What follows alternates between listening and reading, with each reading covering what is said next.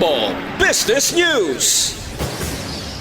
Nagbalik na ang Bureau of Internal Revenue kung BIR sa pag-issue sang letters of authority kung lowa kag mission orders. Kahapon sa ginanunsyo sang Bureau nga ginleft o kung ginbawi na ang suspensyon sang pag-issue sini. Pahayag sang BIR, may mga pagbago na nga nahimo. Agod masiguro nga wala sang abuso sa audit procedures. Amo man ang ginareklamo sa mga negosyante sang nagligad nga tuig.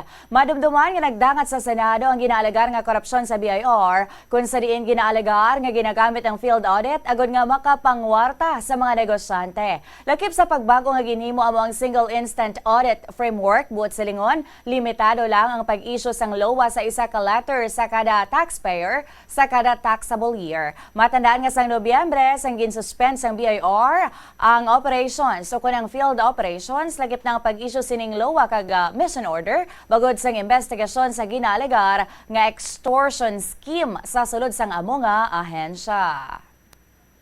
Bumble Foreign Exchange Update is brought to you by Queen Bank Business Banking.